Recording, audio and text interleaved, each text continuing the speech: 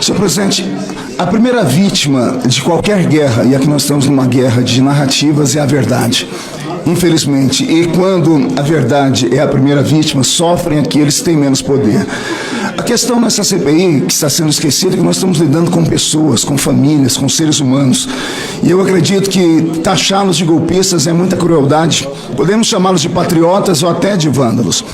Sobre o plano de trabalho da relatora, ele já foi traçado e o sentimento que eu tenho é que o relatório está contaminado, afinal de contas a relatora nunca foi a favor da abertura da CPMI, ela não assinou a CPMI, então a sua declaração antecipada, chamando de golpistas as pessoas que estavam no dia 8 de janeiro, não tornam ela isenta, né? Então está contaminado já o seu relatório e eu não sei o que faremos daqui para frente. Senhor presidente, as pessoas aqui gostam muito de fazer, né, um cronograma do golpe, selando aqui senhorinhas de 80 anos de idade, mulheres e crianças sem arma de fogo. Eu gostaria de relembrar aqui, senhor presidente, uma outra ordem cronológica, talvez, e é apenas aqui, digo, uma ilação, né, o motivo de levarem pessoas de bem ao desespero do dia 8 de janeiro. E essa aqui é a minha cronologia. Senhor presidente, desde a redemocratização do nosso país, há 30 anos atrás, nós sabemos que nunca houve no nosso país um governo de direita, sempre foi de esquerda. Mesmo chamando Fernando Henrique Cardoso de direita, e ele mesmo tentou dar entrevista dizendo assim, eu não sou de direita, mas rotularam ele. Nós sabemos que tanto ele, Lula, eram amigos no início. Então, desde a redemocratização, o nosso país foi governado por esquerdistas.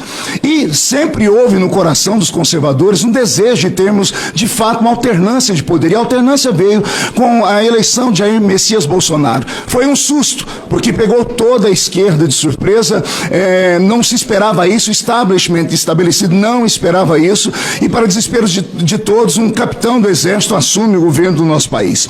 O povo estava agora respirando ares de um pouquinho de esperança nessa história.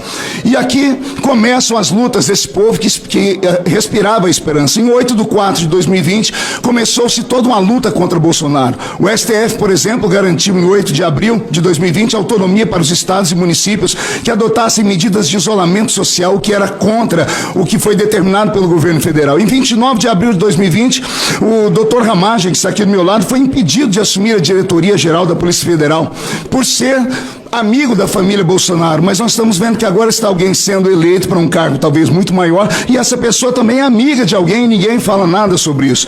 Em 7 de setembro de 2021, André Mendonça, senhor presidente, ele começou a sofrer uma retaliação dentro do Senado Federal, isso porque foi indicado em março daquele ano, e somente 9 meses depois assumiu a cadeira lá no STF, e nunca houve na história do nosso país alguém indicado ao Supremo Tribunal Federal que passasse 9 meses aguardando tudo isso.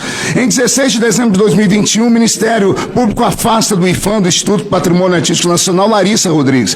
Em 3 de março de 2022, o STF decidiu, por exemplo, manter a demarcação de terras indígenas com a FUNAI, proibiu o governo federal de monitorar servidores antifascistas. Em 29 de agosto de 2022, uma ação contra empresários, no final de agosto, o ministro Alexandre de Moraes, do STF, autorizou a operação da Polícia Federal contra aqueles que eram apoiadores do presidente Bolsonaro. Em 20 de setembro de 2022, um decreto de armas foi derrubado pelo ministro Fachin. Em 18 de outubro de 2022, o ministro do STF, Luiz Barroso, liberou um ônibus gratuito aos eleitores no segundo turno. Mas a Lei 6.091 de 74, no artigo 11, diz que isso é crime, é campanha eleitoral antecipada que não podia ser feita.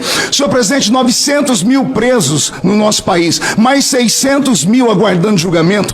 Organizações criminosas proibiram bolsonaristas de pedirem voto nas comunidades e um salvo geral foi passado para todos, dizendo que era para votar no outro tipo de candidato. Senhor presidente, retiraram de trás das grades um condenado de 3 instâncias por vários juízes para ser um candidato do então governo que aí está. Senhor presidente, milhares de inserções de rádios na campanha eleitoral foram veiculadas, ou deixaram de ser veiculadas, do candidato dos conservadores, por conta de todas essas coisas. Essas pessoas se viram aflitas, abandonadas, e foram para frente dos quartéis pedir ajuda, como determina a Constituição Federal, pessoas honestas e pessoas que estavam ali sem nenhum tipo de arma pesada. Chamá-las de golpistas é crime, é crueldade, e os olhos de Deus estão vendo tudo isso. Que essa CPI faça de fato justiça, e não, mais uma vez, haja como justiceiros com pessoas que não têm, como nós, o direito de fala e poder se defender. Essa é a minha fala, senhor presidente. Muito obrigado. Presidente. Obrigado, deputado. Presidente, só rápida questão de ordem. Pois não, líder. O